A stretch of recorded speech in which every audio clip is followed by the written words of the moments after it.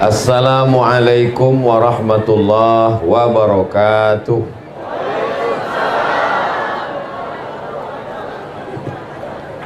Anak raja menangkap balam, balam ditambat di tengah taman. Dari bunyi sambutan salam nampak jamaah belum sarapan.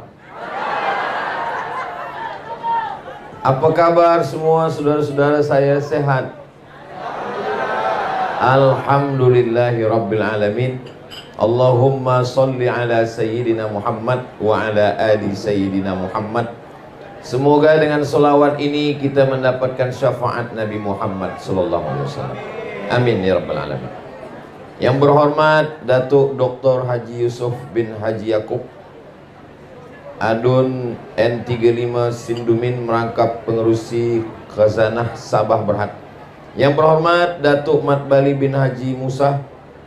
Yang berbahagia, oh ini nama saya sendiri. Yang berusaha Tuan Haji Awang Quraimi bin Abdurrahman. Yang berusaha Al-Fadil Ustaz Awang Juri bin Awang Tahir. Yang berusaha Al-Fadil Ustaz Muhammad Rizwan bin Kaplin. Yang dihormati Tuan OKK Daud bin Haji Kasim. Yang berusaha Encik Abdul Hadi bin Awang Adi.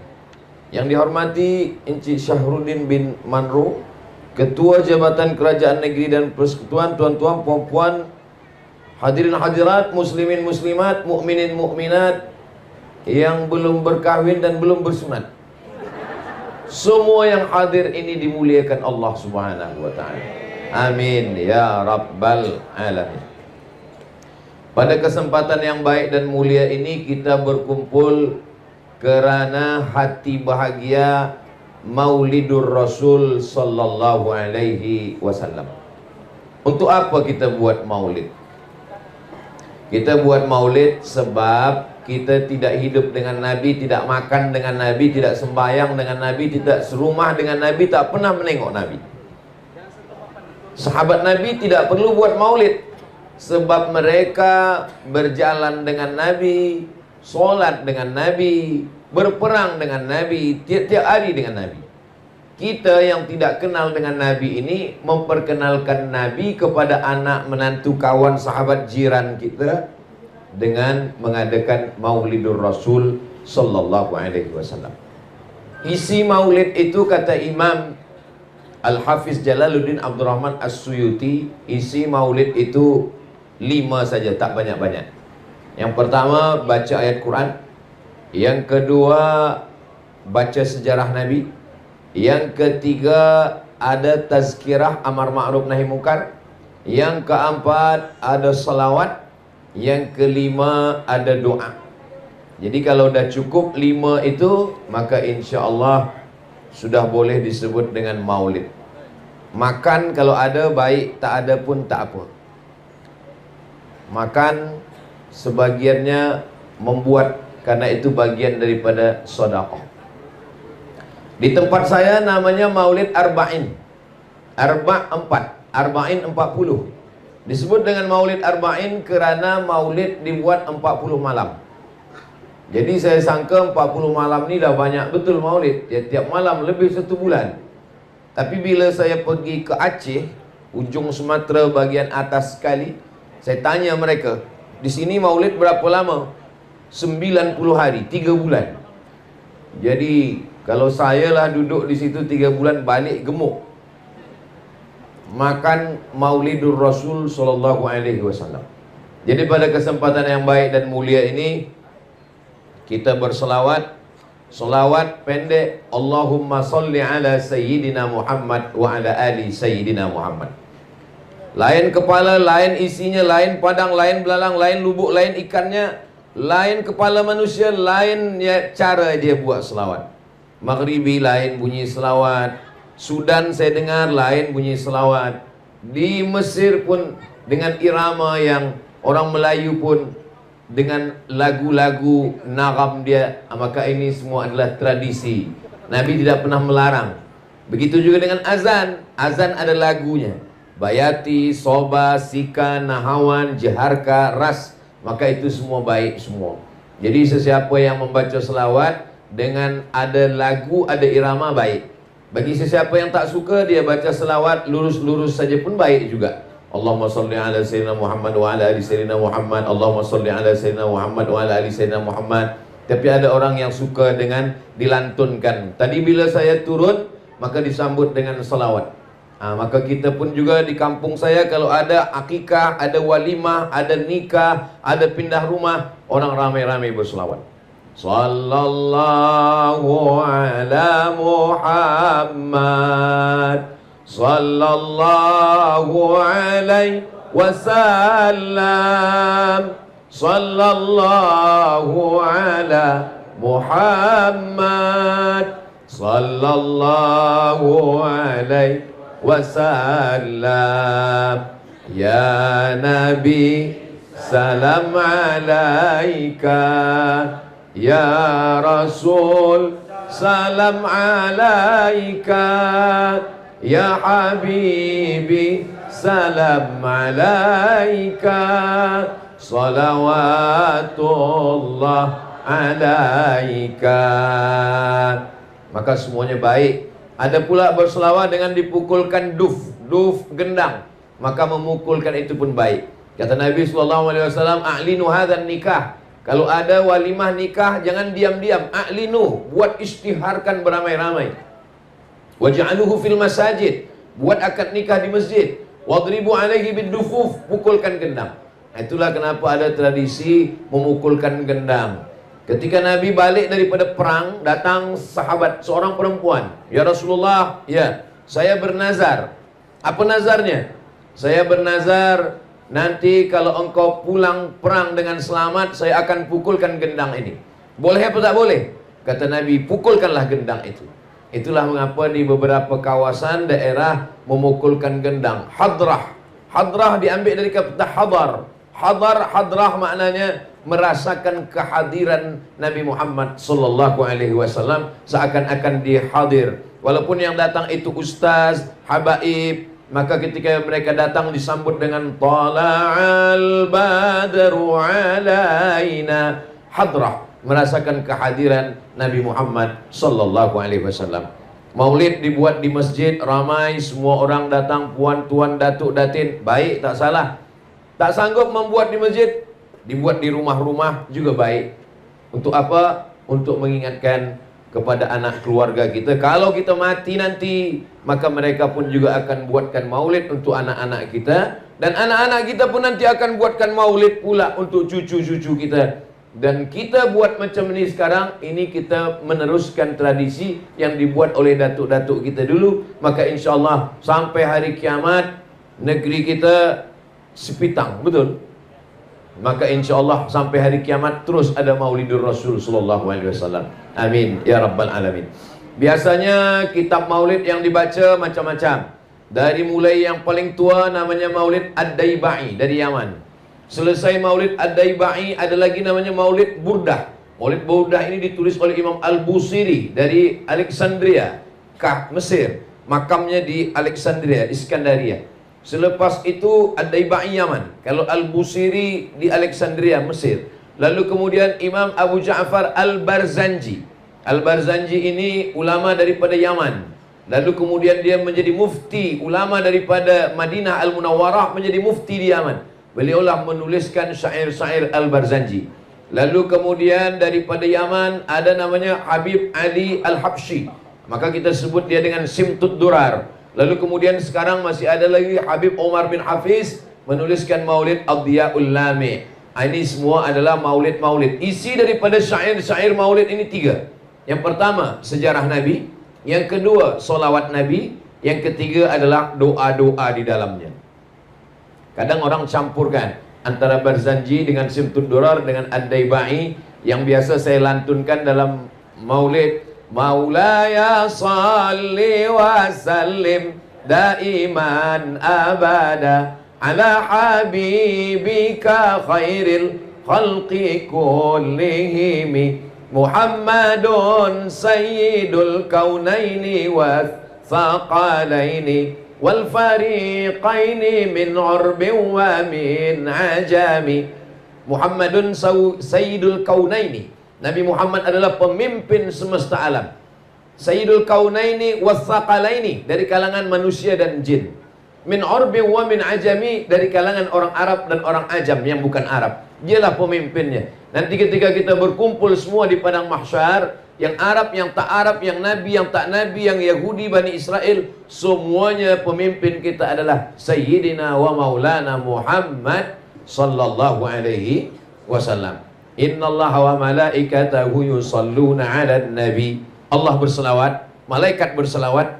Ya ayyuhalladzina amanu, hai orang yang beriman, sallu alaihi, berselawatlah kamu. Sallu alaihi wa sallimu taslima.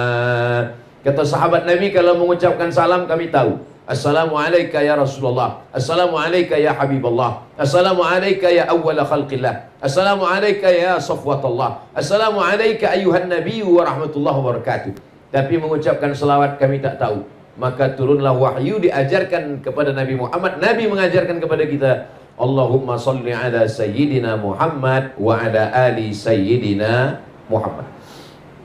Tapi kata Syekh Ali Jum'ah, solawat yang paling elok adalah solawat yang ada Ibrahimnya di dalam. Maka disebut dia dengan solawat Ibrahimiyah. Allahumma salli ala Sayyidina Muhammad wa ala ali Sayyidina Muhammad kama sallaita ala Sayyidina Ibrahim wa ala ali Sayyidina Ibrahim.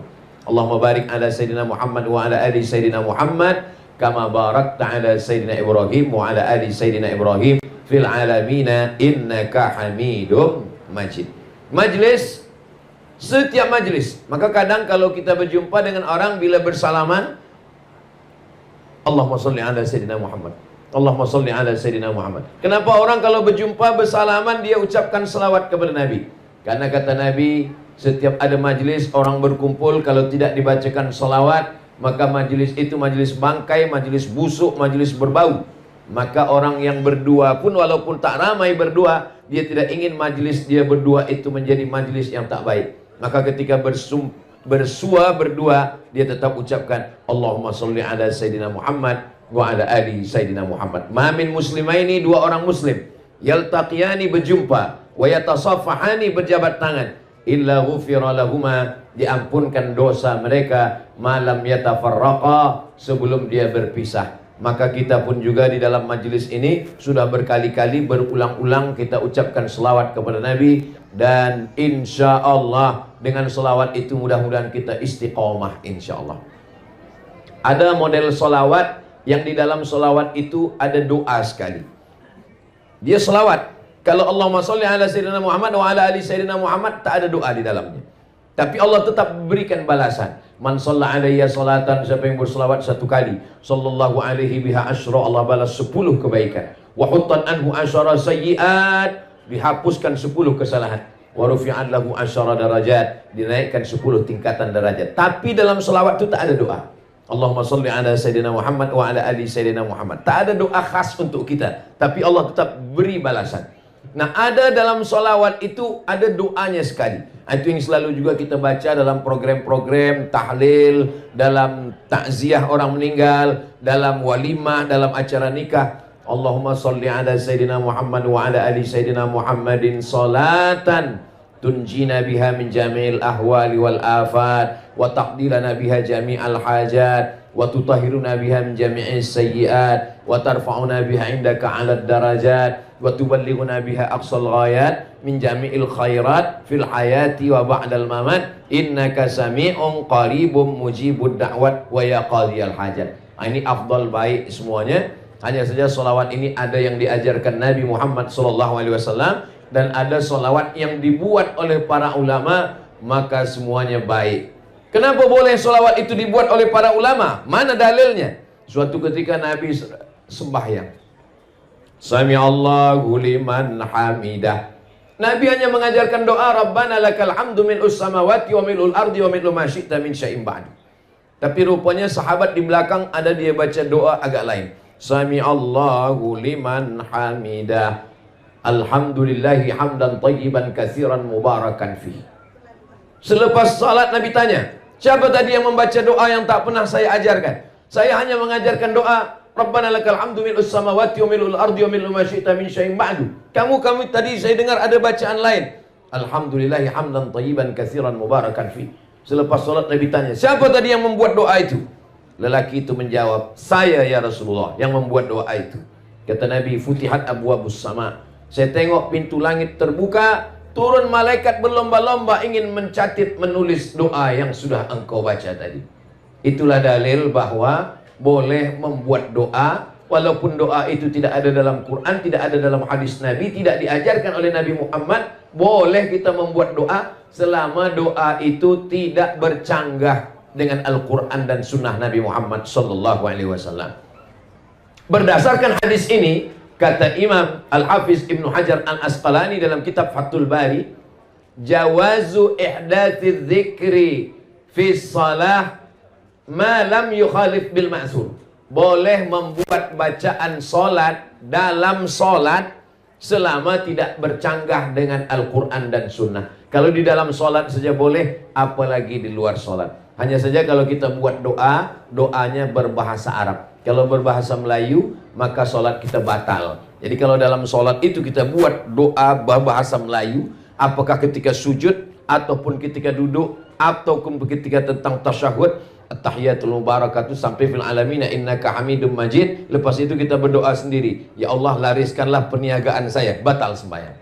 Tapi kalau kita baca dengan doa bahasa Arab, Allahumma rzuqni rizqan halalan thayyiban mubarakan fi, tak batal salat.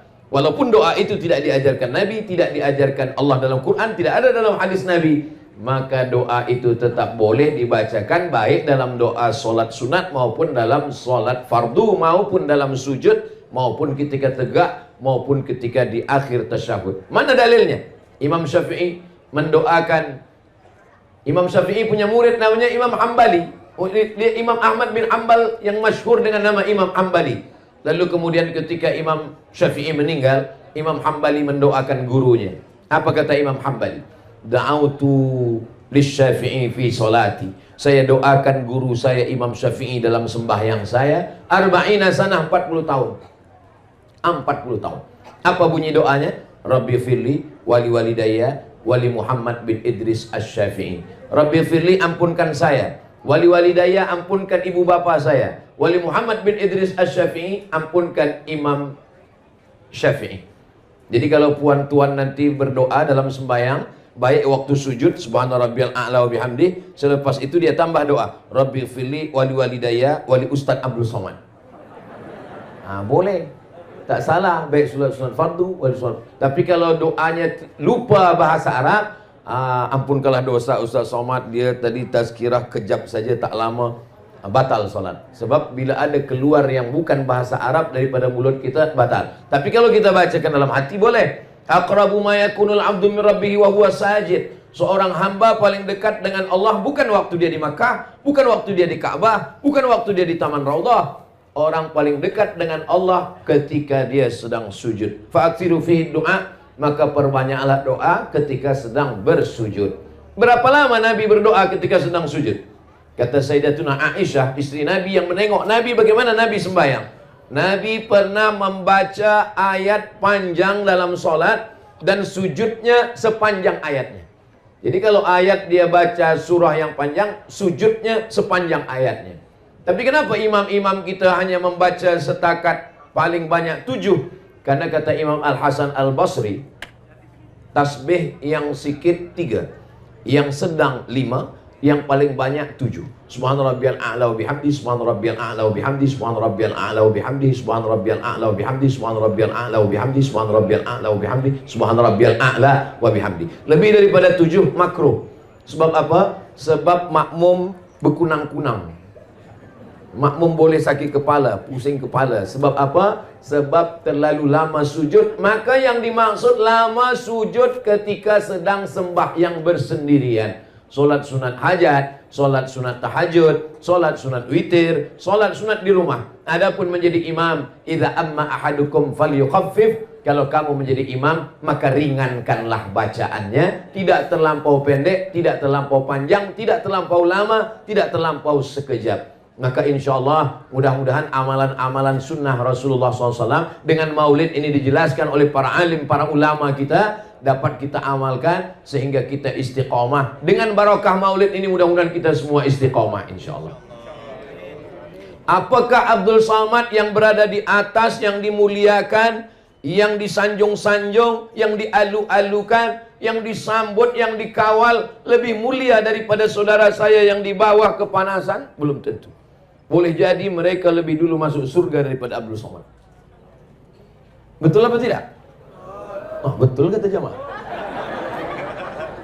Innallaha la yanzuru ila ajsamikum. Allah tidak menengok badan kamu. Wala ila suwarikum. Allah tak menengok rupa kamu. Walakin yanzuru ila qulubikum. Yang ditengok Allah adalah hati kamu, wa a'malikum, dan amal kamu. Dulu zaman Nabi Muhammad SAW, orang yang paling mulia adalah Quraisy, paling tinggi Quraisy. Arab yang keturunan Nabi Ibrahim. Di bawah Quraisy yang Arab. Arab tapi bukan keturunan Nabi. Yang di bawah itu lagi adalah Ajam yang bukan Arab. Yang paling bawah sekali adalah yang berkulit hitam dari Afrika. Bilal bin Rabah, Miqdad bin Aswad, Najasyi. Ini yang paling rendah. Maka ketika Nabi Muhammad SAW datang, maka yang paling tinggi jatuh ke paling bawah, yang paling bawah naik ke paling atas. Siapa yang paling tinggi? Abu Lahab. Sebab Abu Lahab adalah anak Abdul Muttalib. Abdul Muttalib anak Hasim, Hasim anak Abdi Manaf, Abdi Manaf anak Qusay, Qusay keturunan Adnan, Adnan anak cucu Ismail, Ismail anak Ibrahim alaihissalam.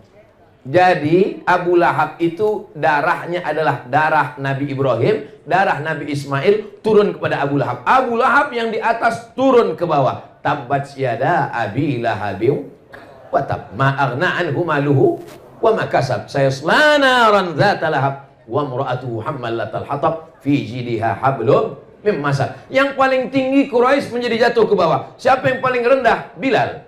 Bilal paling rendah sebab di Afrika. Kampung Bilal itu namanya Nubia. Ini Afrika, yang paling atas Mesir, di bawah Mesir Sudan. Di situ ada kampung namanya Nubia. Berbatasan, bersempadan antara Mesir dengan Sudan itu ada kampung namanya Nubia, Afrika Utara. Orang Nubia ini warna kulitnya dua saja, hitam dan hitam sekali. Tak ada warna lain. Bilal bin Rabah yang paling bawah, paling rendah, miskin, hitam, budak, hamba sahaya, tak ada apa-apa. Tapi Bilal diangkat Allah menjadi paling atas. Bila Nabi mengangkat Bilal? Waktu Fathu Makkah, pembebasan kota Makkah, tahun 8 Hijrah, Nabi membersihkan Ka'bah. 360 patung berhala dari batu, dari besi, dari kaca, dari emas, dari perak, semuanya dihancurkan. Lalu kemudian tibalah masanya. Siapa yang akan naik ke atas Ka'bah mengumandangkan azan? Nabi tidak memanggil Abu Bakar, Nabi tidak memanggil Umar, Nabi tidak memanggil Utsman, Nabi tidak memanggil Miqdad. Nabi memanggil Bilal bin Rabah. Wahai Bilal, naik ke atas. Bilal yang selama ini paling rendah, hitam, susah, miskin, budak, hamba saya. Bilal naik ke atas, dia yang mengumandangkan azan. Allahu Akbar, Allahu Akbar. Apa kata orang kafir musyrik jahiliyah di Makkah waktu itu? Alhamdulillah ayah saya dah mati sehingga tidak menengok burung gagak hitam ini naik ke atas Ka'bah. Jadi Islam bukan hanya setakat sembahyang, bukan hanya setakat puasa sunat, bukan hanya setakat berzikir baca Quran, bukan hanya setakat jaga malam tahajud, tapi juga bagaimana kita merendahkan hati kita, yang kita merasa lebih tinggi menjadi jatuh ke bawah, yang di bawah boleh naik ke atas. Inilah yang membuat Abu Jahal, Abu Lahab, dan abu-abu yang lain tak sanggup. Karena mereka untuk duduk bersama dengan Bilal ini merasa berat. Bilal yang susah, Bilal yang hitam, Bilal yang budak kami. Kenapa kami boleh satu majlis dengan Bilal? Nabi Muhammad SAW ingin mengangkat darjah manusia. Manusia ini sama di hadapan Allah Subhanahu wa taala. La fadla bainal Arabi wal Ajam. Tak ada beza antara yang Arab dengan yang bukan Arab. Wala farqa bainal abyadi wal aswad. Tak ada beza antara yang putih dengan yang hitam. Kullukum min Adam. Semua kamu dari Adam. Wa Adam min turab. Dan Adam dari tanah. Dari tanah balik kepada tanah, akan dimakan cacing tanah, masuk ke lubang tanah. Maka kita tiada kemuliaan. Kita mulia karena asyhadu an la ilaha illallah wa asyhadu anna Muhammadan Rasulullah. Kalimatul haqqin alaiha. Kalimat hak, 'alaiha nahya, dengan itu kita hidup, wa 'alaiha namutu, dengan itu kita mati, wa biha nub'atsu, dengan itu pula nanti kita akan dibangkitkan di padang mahsyar bersama Nabi Muhammad dan masuk ke dalam surga bersama Nabi Muhammad sallallahu alaihi wasallam. Amin ya rabbal. Nabi memanggil Bilal, Bilal, ta'al, Bilal, kesini sekejap. Ada apa ya Rasulullah? Sami'tu dafana 'alaika baina yadayya fil jannah. Saya mendengar suara selipar engkau di dalam surga. Lalu Nabi berkata kepada Bilal, apa amalan engkau wahai Bilal? Kata Bilal, saya tak pernah meninggalkan 2 rakaat selepas wudhu. Bagi yang sudah melaksanakan, alhamdulillah. Bagi yang masih ragu-ragu, dalilnya sahih, tiada keraguan sedikit pun, hadisnya sahih. Malam nanti boleh, siang boleh, pagi boleh, petang boleh. Ambil wuduk, selepas ambil wuduk, usalli sunnatal wuduk raka'ataini lillahi ta'ala. Ini pun tak pernah dibuat Nabi. Salat sunat wuduk tak pernah dibuat Nabi. Salat sunat wuduk tak pernah disuruh Nabi. Salat sunat wuduk tak pernah diperintahkan Nabi. Nabi hanya mendengar suara selipar Bilal di dalam surga. Maka Nabi memanggil Bilal, apa amal engkau wahai Bilal? Kata Bilal, saya tak pernah meninggalkan 2 rakaat selepas berwudu. Ini juga dalil bagi orang membantah yang mengatakan kalau tidak dibuat Nabi bid'ah. Pendek saja kaidah yang dibuat orang sekarang, kalau tidak dibuat Nabi bid'ah. Seandainya kaidah itu yang dipakai Nabi, pasti Nabi memanggil Bilal, Bilal kesini sekejap. Apa amal engkau? Amal saya solat sunat selepas wudhu. Kalau tidak saya buat bid'ah, awak pelaku bid'ah, masuk neraka jahanam. Tapi Nabi tak ada mengatakan itu kepada Bilal. Nabi mengatakan bahwa amal engkau ini baik wahai Bilal. Itu namanya hadis takriri. Kalau ada orang mengatakan Nabi yang melakukan, hadis fi'li. Nabi yang mencakapkan, hadis qauli. Nabi tidak mencakapkan, Nabi tidak mengatakan, Nabi tidak mengucapkan, Nabi tidak melakukan, tapi dia bersetuju dengan perbuatan sahabat. Hadis takriri. Selepas Bilal ditanya. Waktu Bilal belum ditanya, hadis apa namanya? Maka dia bukan hadis. Kenapa Bilal boleh berani melakukannya? Karena perbuatan itu tidak bercanggah dengan Quran dan sunnah Rasulullah sallallahu alaihi wasallam. Banyak sekali nama-nama solat yang tidak dibagi nama oleh Nabi sallallahu alaihi wasallam. Masuk ke dalam masjid, keluar daripada masjid, masuk masjid, solat sunat 2 rakaat. Tadi kamu sembahyang apa? Solat sunat tahiyatul masjid. Nabi tak pernah bagi nama itu. Tunjukkanlah kita mana hadis yang Nabi bagi nama solat tahiyatul masjid. Tak ada. Nabi hanya mengatakan, idza dakhala ahadukumul masjid, kalau kamu masuk masjid, fala yajlis, jangan duduk, hatta yusalli rak'ataini, hingga solat 2 rakaat. Namanya tak ada. Jadi membagi nama 2 rakaat tahiyatul masjid itu pun bid'ah, karena Nabi tidak pernah membagi nama itu. Jadi kalau kita mengatakan nama yang dibuat-buat itu adalah bid'ah, berarti apa namanya? Nanti bila saya ditanya orang, tadi Ustaz Somad solat apa? Tadi saya solat apabila kamu masuk masjid maka janganlah duduk kecuali solat 2 rakaat. Panjang betul namanya. Maka dibuatlah nama yang pendek, solat sunat 2 rakaat. Solat sunat nisfu Sya'ban. Tak pernah Nabi membuat solat sunat nisfu Sya'ban. Tapi memperbanyak solat sunat di malam nisfu Sya'ban adalah amalan Nabi. Solat apa namanya? Bersesuaian dengan nisfu Sya'ban, solat nisfu Sya'ban. Nabi bertamu ke rumah sahabat. Sampai di rumah sahabat, Nabi diberikan jamuan makan. Selepas makan Nabi minum. Selepas minum Nabi bertanya, aina turidu an usolli? Di mana kamu mahu saya melaksanakan solat di rumahmu ini? Lalu sahabat itu menunjuk tempat di sudut rumahnya. Solatlah di sini ya Rasulullah. Lalu Nabi pun solat di sudut itu. Solat apa namanya? Tak ada namanya. Apa usollinya? Bagaimana niatnya? Usolli sunatan rakaataini, selepas dibagi jamuan makan lillahi ta'ala. Doa yang paling afdal adalah doa yang didahului dengan solat 2 rakaat. Maka ini masuk dalam yang disebut dengan solat sunat hajat. Hajatnya ingin mendoakan sahibul bait. Hajatnya ingin mendoakan orang supaya lekas jumpa jodoh menikah. Hajatnya ingin supaya yang sudah menikah punya anak keturunan. Usolli sunnatal hajat rakaataini lillahi ta'ala. Begitulah amalan-amalan yang dulu namanya belum ada, namanya datang belakangan. Begitu juga dengan amalan-amalan yang dulu belum ada, tapi kemudian ada belakangan. Tapi dasar asas daripada dalilnya tetaplah dari Quran dan sunnah Rasulullah sallallahu alaihi wasallam. Maka perbuatan-perbuatan kita yang amat sangat banyak sekali, selama dalil amnya masih ada, maka dia masih bernaung di bawah Quran dan sunnah. Adapun perbuatan yang tidak boleh, yang bid'ah, yang dhalalah, yang mungkarah, bid'ah dibuat-buat, dhalalah sesat, finnar masuk neraka, itu adalah perbuatan yang tak ada dalil sama sekali. Tak ada dalam Quran, tak ada dalam hadis, tak ada dalam ijma', tak ada dalam qiyas. Hari panas terik, pergi ke bawah tiang, lalu kemudian tegak sampai berpeluh, menatap matahari ke atas. Bila ditanya, apa yang sedang awak lakukan? Semakin berpeluh, semakin banyak pahala. Itu bukan saking banyak peluh, banyak pahala. Makin banyak peluh, banyak sakit kepala.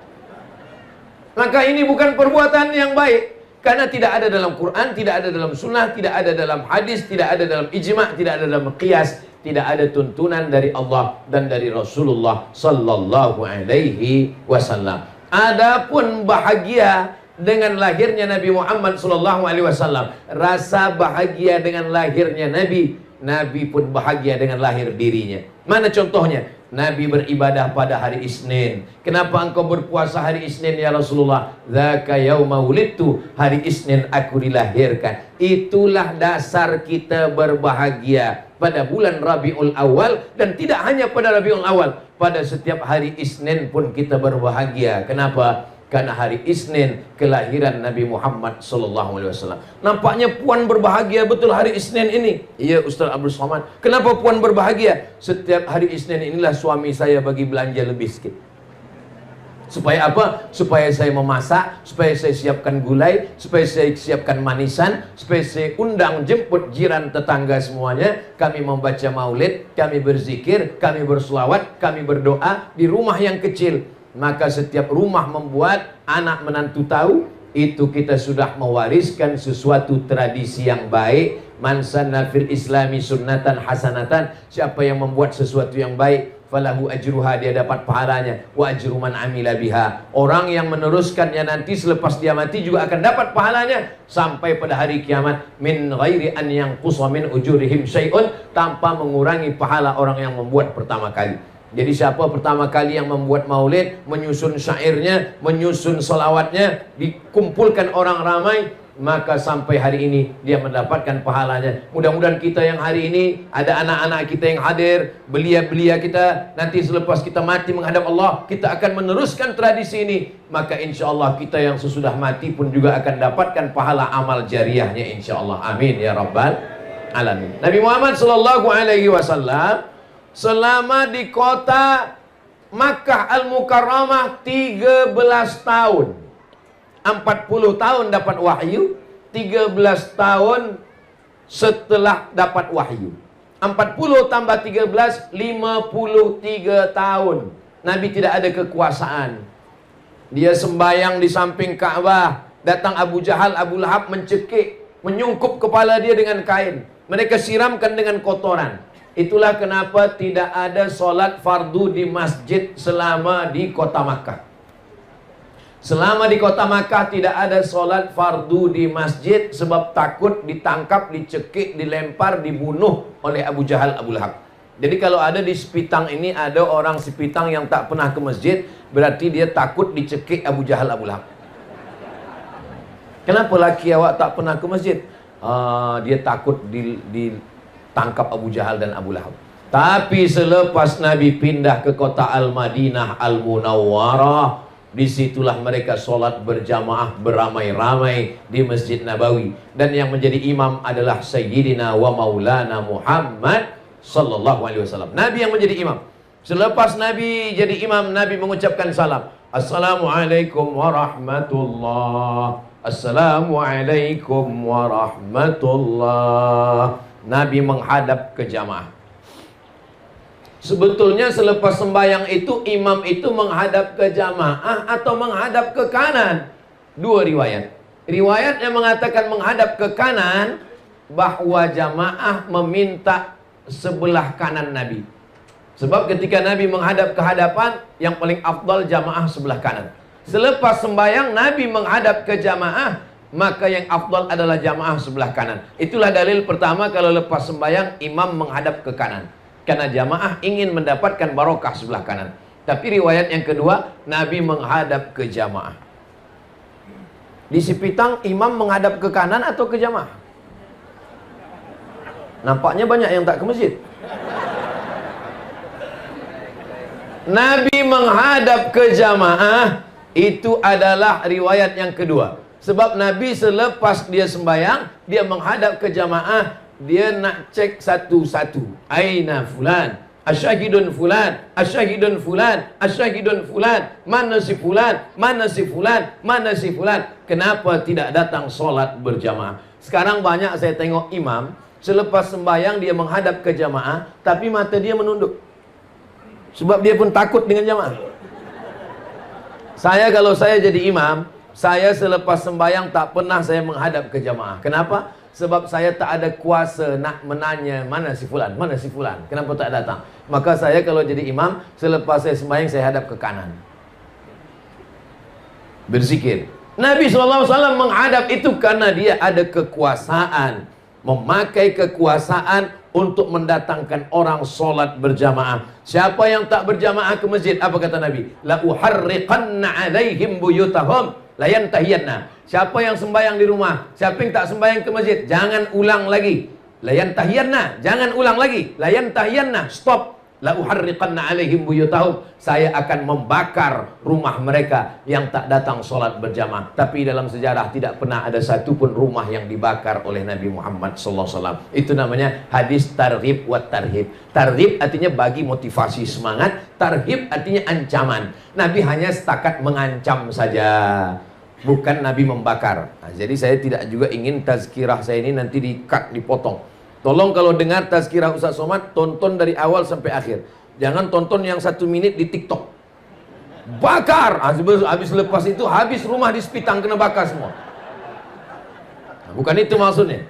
Nabi SAW itu adalah memberikan tarhib, ancaman. Tapi Nabi tidak pernah membakar rumah orang yang tidak sholat berjamaah. Bagaimana sholat berjamaah ini? Kerana dalam hadis itu ada ancaman. Menurut ilmu usul fiqh, kalau di dalam ayat, di dalam hadis ada ancaman, berarti lil wujub, berarti sholat berjamaah itu wajib. Kerana di dalam hadis itu ada ancaman. Menurut kaidah usul fiqh, kalau dalam ayat, dalam hadis ada ancaman, berarti wajib. Maka sholat berjamaah hukumnya wajib menurut mazhab Hambali. Baru agak lapang napas sedikit. Rupanya Hambali. Saya mazhab Syafi'i, Pak Ustaz. Itulah kenapa bila kita sampai ke Madinah, sampai ke Makkah, kalau dah terdengar suara azan dari Masjid Nabawi, Masjidil Haram, Allahu Akbar, Allahu Akbar. Haji, haji, haji, haji, haji. Tutup semua tempat belanja. Kenapa? Mereka tutup semua. Kita sangka sembahyang, rupanya dia pun minum teh dalam. Kenapa mereka menutup semua kedai, semua tempat belanja? Sebab menurut mazhab Hambali, solat berjamaah itu wajib. Menurut mazhab Maliki, solat berjamaah ke masjid sunat muakkad. Menurut mazhab Syafi'i, solat ke masjid fardu kifayah. Itulah kenapa di masjid-masjid yang bermazhab Syafi'i, asal dah ada imam sama makmum 2 orang cukuplah. Awak tak ke masjid? Fardu kifayah. Saya cuma ingin sampaikan bahwa ijtihad ulama fiqh ini boleh jadi terikat dengan suatu keadaan.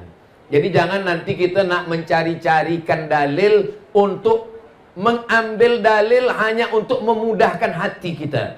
Jangan karena kita malas, lalu kita ambil fatwa ulama itu untuk membenarkan kemalasan kita. Kenapa abang tak ke masjid? Fardu kifayah.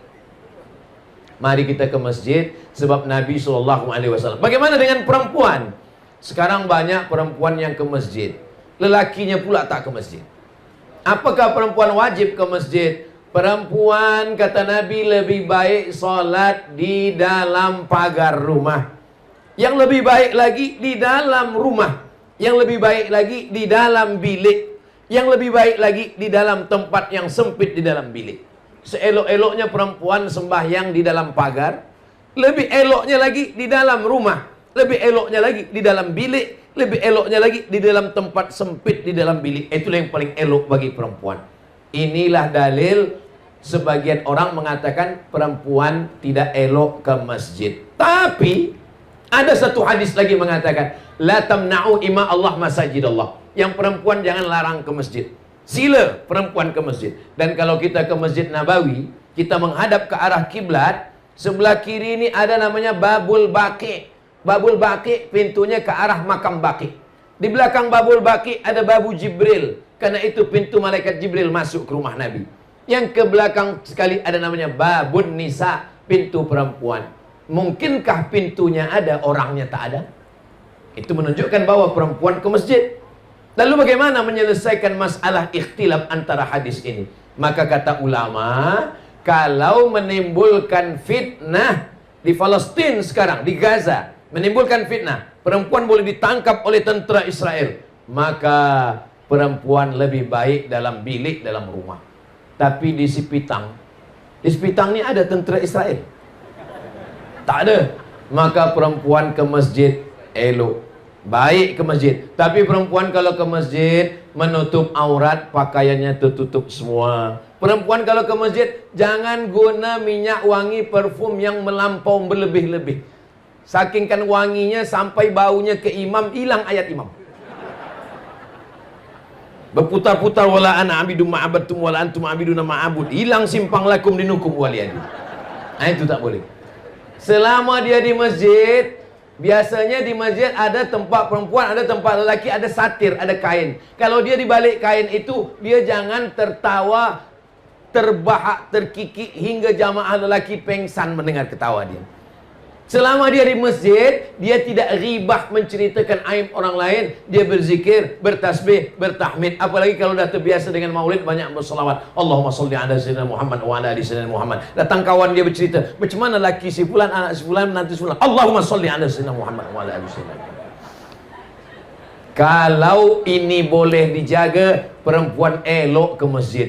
Tapi kalau tidak mampu menjaganya, maka perempuan lebih elok di dalam bilik, lebih elok di dalam rumah, lebih elok di dalam tempat yang sempit, supaya tidak menimbulkan fitnah. Jadi sebenarnya Nabi SAW sudah ajarkan ajaran yang Masya Allah Tabarakallah. Setiap tempat sujud Nabi itu dijadikan sahabat sebagai masjid.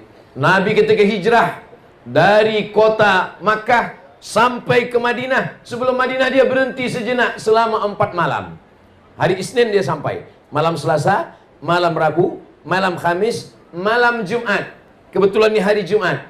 Malam Selasa, malam Rabu, malam Khamis, malam Jumat. 4 malam dia di Quba. Satu masjid terbina, itulah dia Masjid Quba. Selesai dari Masjid Quba, Nabi hari Jumat menuju ke kota Al-Madinah Al-Munawwarah. Hari Jumat. Hari ini hari Jumat Nabi bertolak dari Quba ke Madinah. Dan ketika di tengah jalan masuk waktu Jumat, Nabi sholat Jumat. Tempat Nabi sujud sholat Jumat tidak di masjid, di tanah lapang, di padang. Nabi sholat Jumat. Tempat Nabi sujud di padang itu dibenalah masjid oleh Umar bin Abdul Aziz. Nama masjid itu namanya Masjid Al-Jumu'ah. Panjang umur, sehat badan. Dari Quba ke Madinah, mudah-mudahan kita boleh singgah di Masjid Al-Jumu'ah insyaallah. Tapi pengalaman saya membawa jamaah umrah, jarang jamaah bertanya di mana Masjid Al-Jumu'ah Ustaz. Ada beberapa jamaah lah yang tanya mana Masjid Al-Jumu'ah. Yang banyak tanya di mana jual tempat celak Ustaz. Tak salah, pakai celak pun sunnah juga. Ismit namanya. Ada batu hitam ismit yang dipakai oleh Nabi SAW untuk menjaga mata. Ini menjaga mata. Menjaga mata. Jadi ismit ni elok jaga mata. Iya. Saya dah belikan 3 Ustaz, supaya menjaga mata suami saya, supaya tak menengok isteri orang lain. Ismit ini adalah yang dipakai sekarang, yang dipakai untuk celak mata supaya menjaga mata. Maka Allah Subhanahu wa taala menceritakan ini semua melalui lisan Nabi Muhammad sallallahu alaihi wasallam supaya apa? Supaya kita ambil iktibar pelajaran. Di bulan Maulid itu diceritakan semua kepada jamaah supaya jamaah ambil. Tapi saya tidak mampu untuk menceritakan tentang Nabi 63 tahun dalam 60 menit. Siapalah Tuan Guru, Ustadz Habib yang boleh menceritakan hidup Nabi 63 tahun dalam 60 menit? Kalau ada orang yang mengatakan, saya boleh menceritakan 63 tahun dalam 60 menit. Bahasa Arabnya mustahilun. Makanya siapapun yang bagi tazkirah maulid, datang duduk dengar. Di surau, di masjid, di musola, di rumah, di bilik, di office, datang saja. Sebab maulid tentang ini boleh jadi tak diceritakan ini. Maulid yang ini tak diceritakan ini. Dan kalau ada maulid yang diceritakan secara berulang, itu menguatkan hati dan akal fikiran kita, supaya kita lebih cinta. Hafal kaji kerana diulang, pasal jalan kerana dilalui. Begitu pepatah orang Melayu. Hafal kaji itu karena selalu diulang. Pasal jalan, ini jalan ke sawah, jalan ke kebun kita. Kalau dia selalu kita lalui, dia pasal sampai tak tumbuh lagi rumput, maka insya Allah begitu juga lah dengan maulid itu. Kita datang, kita dengar, kita duduk, kita berzikir, kita beristighfar, kita berdoa, kita berselawat.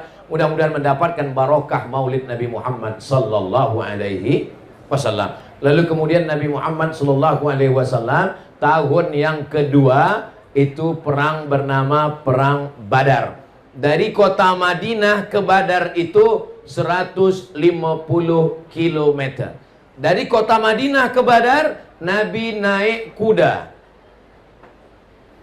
Berapa umur Nabi ketika dia perang Badar? Kita kira sama-sama. Nabi dapat wahyu umur 40. Di kota Makkah berdakwah 13 tahun. 40, 13, 53. Perang Badar tahun kedua 40, 13, 2, 55 tahun. Nabi umur 55 tahun naik kuda 150 km. Umur 55 tahun. Nabi Muhammad umur 55 tahun naik kuda 150 km. Umat Nabi Muhammad umur 55 tahun medical check up. Kalau kebetulan yang saya sebut ini sama nasibnya macam tazkirah saya, jangan tersinggung. Kunci mendengar tazkirah pengajian itu satu saja, jangan tersinggung. Sebab beberapa jamaah tersinggung balik meninggal.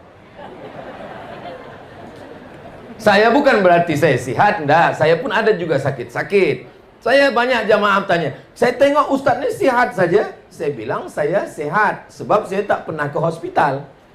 Kalau kita ke hospital, dia medical check up, pasti dia katakan sakit. Tapi saya tetap ke hospital membawa anak saya. Baru pekan lalu saya ke hospital membawa istri saya, membawa anak semua. Jangan tambah rukun iman kita menjadi 7. Antu'mina billah wa malaikatihi wa kutubihi wa rusulihi wal yaumil akhir wa bil qadri khairihi wa syarrihi wa hospitalihi. Tapi kita tetap ikhtiar berusaha ke hospital. Saya tetap ada sahabat doktor. Saya tetap bertanya mana baik, mana tak baik, mana elok, mana tak elok. Tapi jangan kita rosakkan pikiran kita, rosak tauhid kita. Kita makan yang elok-elok, kita minum yang elok-elok. Kulu, makanlah. Washrabu, minumlah. Ini banyak orang sekarang, duit banyak, makanan banyak, tapi tak makan sama sekali. Nak dikasih makan kambing, kolesterol. Nak minum teh tarik, diabetes, gula darah. Tahan ini, tahan ini, tahan ini. Datang malaikat maut, mati. Allah tidak larang kita makan. Kulu, makanlah. Washrabu, minumlah. Yang tak boleh, wala tusrifu, jangan berlebih-lebihan. Saya dijemput ke tepi laut. Sampai ke tepi laut, di atas meja semua jamuan makanan ada. Ketam ada, udang ada, sotong ada, kerang ada, semua ada. Yang di samping itu saya tengok ada tentera, ada polis, ada ketua wilayah, ada semua ada. Saya tengok semua, tak ada satu pun yang makan. Kata saya, kenapa tuan-tuan takut nak makan? Saya ajarkan doanya. Bismillahilladzi la yadurru ma'asmihi syai'un fil ardi wala fis sama. Kusebut nama Allah. Kalau sudah kusebut nama Allah, satu pun tak ada yang boleh mendatangkan mudarat, baik di bumi maupun di langit. Ketam ni kan di bumi, ya, dia tak boleh mudarat. Burung ni di langit, ya, dia pun tak boleh mudarat. Jadi kita makan, Ustaz, makan. Nanti bila saya sakit, saya tak tahu. Kita ni hanya ikhtiar dan usaha. Semuanya kita balikkan kepada Allah. Bismillahirrahmanirrahim. La haula wala quwata. Saya kalau terlampau takut, kalau terlampau mendengar cakap orang, saya tak akan sampai ke Sipitang ini. Ustaz nak ke mana? Saya nak pergi ke Malaysia. Malaysia di mana? Malaysianya nanti ke Sabah, ke Sarawak. Dari Pekanbaru Riau, transit di KLIA. Dari KLIA terbang ke Kota Kinabalu. Dari Kota Kinabalu terus sekarang Sipitang. Nanti terus lagi esok sampai ke Bintulu. Nanti lalu kemudian Sibu. Dari Sibu baru balik. Kalau didengarkan cakap orang, oh jauhnya. Belum lagi kita berjalan, kita dah mati duluan. Hidup ini sebenarnya tidak susah. Hidup ini sebenarnya tidak payah. Hidup ini tidak sulit. Hidup ini tidak sakit. Yang susah, yang payah itu adalah mendengarkan komen orang. Betul tak betul? Banyak yang mengaku betul. Zaman dulu, kalau kita duduk di rumah, kita kunci pagar, kita kunci pintu, kita kunci tingkap, kita kunci rumah, kita tak dengar komen orang. Zaman sekarang, kita kunci pagar, kita kunci bilik, kita kunci tingkap, kita kunci pintu, kita kunci rumah, kita duduk di rumah, kita tetap di komen orang. Di mana? FB, Instagram, YouTube, TikTok paling banyak. Maka yang paling tenang adalah kalau kita tidak mendengarkan cakap orang. Cakap orang ini 1000 orang, 2000 cakapnya. Cakapnya lebih banyak daripada mulutnya. Maka yang paling tenang adalah betul kata Allah, betul kata Rasulullah, betul kata ulama, sir ala barakatillah. Bismillah tawakkaltu ala Allah, la haula wala quwata illa billah. Saya nak masuk hutan. Saya dalam program 6 bulan sekali masuk ke hutan. Saya dengar kabar Ustaz nak masuk ke hutan. Iya. Oh, hutan ni banyak hantu, Ustaz. Nanti bila Ustaz masuk ke dalam hutan, orang hutan ni nanti bagi Ustaz jampi-jampi, Ustaz kena racun, Ustaz nanti ditangkap harimau. Ustaz, saya dah balik 10 tahun masuk hutan sampai sekarang. Harimau pun tak ada selera nak makan. Yang penting kita berdakwah karena Allah Subhanahu wa taala. Masalah cakap orang jangan kita hiraukan. Maka inna a'tainakal, aku kata Allah Ta'ala sudah bagi kamu nikmat yang besar. Inna a'tainakal kautsar. Bagaimana membalas nikmat Allah? 2. Fasalli li rabbika wanhar. 2. Cara membalas nikmat Allah yang pertama, fasalli, sembahyang. Tegak, rukuk, sujud, duduk, terus sujud, tasyahud, salam, zikir, doa. Fasalli li rabbika wanhar. Wanhar berkurban. Duit, beli kambing, beli lembu, berkurban. Fasalli li rabbika wanhar. Adapun musuh engkau, orang yang mengolok engkau, orang yang mengejek engkau, inna syani'aka huwal abtar. Makanya kalau puan-tuan, ada jiran, kawan, sahabat, tetangga selalu mengejek, selalu mengolok, jangan lawan. Bacakan aja ayat ini. Inna syani'aka huwal abtar.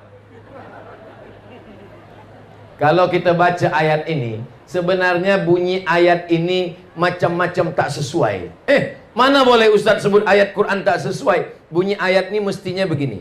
Inna a'tainakal kautsar. Kami sudah bagi nikmat besar pada engkau. Fasalli li rabbika wanhar. Balaslah nikmat ini dengan sembahyang dan berkurban. Inna syani'aka huwal abtar. Musuh engkau mestilah engkau maafkan. Tapi ayatnya tidak begitu bunyinya. Inna a'tainakal kautsar. Kami berikan engkau nikmat yang besar. Fasalli li rabbika wanhar. Balas nikmat Allah dengan salat dan berkurban. Inna syani'aka huwal abtar. Musuh engkau jangan engkau pikirkan, serahkan kepada Allah Subhanahu wa taala. Kalau saya pikirkan haters yang attack, berapa kali akun FB hilang? Berapa kali akun-akun itu kena ban? Tapi kita tak fikirkan itu. Iya ke Ustaz Somad tak pikirkan komen-komen orang di Instagram, di YouTube, di TikTok semua? Saya baca, tapi tak saya pikirkan. Saya baca. Ada beberapa yang saya ingat. Ada beberapa komen yang saya ingat. Ustaz, jadikan aku yang kedua. Itu saya ingat sikit. Yang perlu kita pikirkan macam mana kita mati husnul khatimah. Amin. Yang perlu kita pikirkan macam mana selama di alam barzah ada amal yang mengalir. Amin. Yang perlu kita pikirkan macam mana bangkit di padang mahsyar kita termasuk yang dapat naungan aras. Amin. Yang kita pikirkan macam mana waktu meniti titian siratal mustaqim kita yang kencang macam kilat. Amin. Yang perlu kita pikirkan macam mana ketika nanti dihisab kita termasuk yang tidak kena hisab terus saja masuk ke dalam syurga Allah Subhanahu wa taala. Bila jamaah si pitang ini nanti masuk surga, amin. Semua jamaah si pitang ini masuk surga, amin. Sampai di surga mereka bertanya kepada malaikat, malaikat, mana Ustaz Abdul Somad? Malaikat menjawab, Ustaz Abdul Somad dah lama tunggu di VVIP. Amin. Sebenarnya saya nak minta amin tu. Cuma cara saya begitu. Kadang doa kita untuk diri kita belum tentu makbul. Kenapa? Karena doa kita untuk diri kita. Tapi kalau doa orang lain untuk kita. Saya banyak jamaah bertanya, kami kawal Ustaz Somad, kami menemani Ustaz Somad, kami berkhidmat dengan Ustaz Somad saja letih kami. Ustaz tazkirah lagi, bagi ceramah lagi, 1 hari 3 kali, pagi, siang, malam, macam makan ubat. Kenapa Ustaz sihat-sihat saja? Apa Ustaz makan? Saya makan roti canai. Apa Ustaz minum? Saya minum teh tarik. Kenapa Ustaz sihat? Saya yakin dan percaya saya sihat karena doa orang Sipitang. Karena mereka pasti semua berdoa, ya Allah, panjangkan umur Ustaz Somad, sampaikan dia ke Sipitang ni ya Allah. Selepas dia sampai ke sini, selepas itu terserahlah ya Allah. Nak mati dia matilah. Selepas dari sini, orang Bintulu pula doakan saya. Ustaz Abdul Somad, sampaikan dia ke Bintulu. Selepas sampai Bintulu ni, aku serahkan dia pada engkau ya Allah. Selepas itu, orang Sibu pula berdoa. Teruslah. Jadi Ustaz ni bila rehatnya? Pergi ke Sipitang, pergi ke Bintulu, pergi ke Sibu. Nanti balik dari sini, pergi ke Riau. Balik dari Riau, pergi lagi ke Palembang, Sumatera Selatan. Selepas itu, pergi lagi. Bila Ustaz rehat?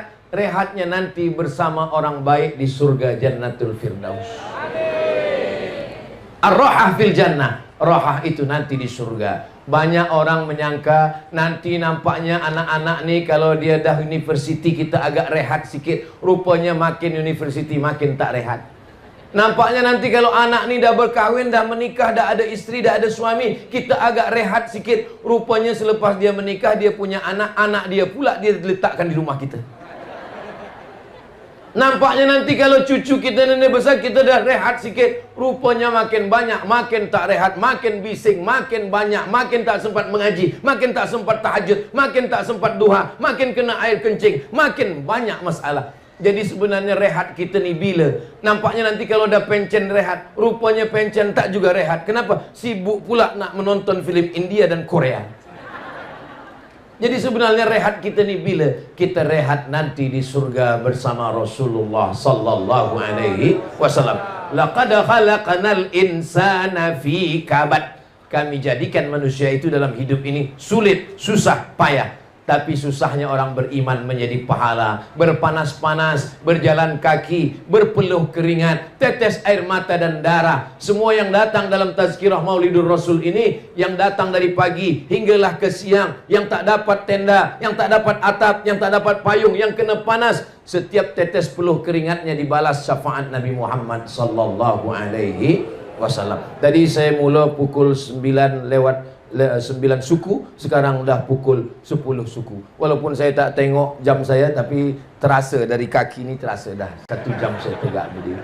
Mudah-mudahan 1 jam bersama ini semuanya bernilai amal soleh. Bagi yang menyampaikan menjadi amal jariah, bagi yang mendengar dan nanti disampaikan kepada anak-anak, cucu, menantu, kawan, jiran kita, semuanya juga menjadi amal jariah insyaAllah. Bagi yang boleh sampaikan dengan lisan, sampaikan ke anak menantu di rumah dengan lisan. Bagi yang tak boleh menyampaikan dengan lisan, maka boleh nanti dia share ulang di channel Ustaz Abdul Somad Official. Subscribe, like, share, and comment. Jangan lupa selamatkan anak-anak kita, masukkan ke Ma'had Tahfiz Al-Quran. Ada ustaz kita dari Jordan, dari Jordania. Jangan lupa selamatkan anak kita, sebab kita semua akan ditanya, la tus'alunna yauma idzin 'anin na'im. Semua nikmat akan ditanya. Kullukum ra'in. Setiap ayah, setiap bunda akan ditanya di hadapan Allah. Wa kullukum mas'ulun ar-ra'iyati. Tentang anak, tentang istri, sehelai rambutnya yang nampak akan ditanya. Maka pendidikan agama juga akan ditanya. Maka belikan kitab sejarah supaya anak kita tahu tentang Nabi Muhammad sallallahu alaihi wasallam. Di akhir majlis, mari kita sama berdoa kepada Allah. Mudah-mudahan kita semua istiqamah iman dan Islam. Anak-anak kita soleh dan solehah, keluarga kita sakinah, mawaddah warahmah, si pitang baldatun thayyibatun wa rabbun ghafur, pemimpin kita adil dan amanah. Ala hadhihi niyah al-fatihah.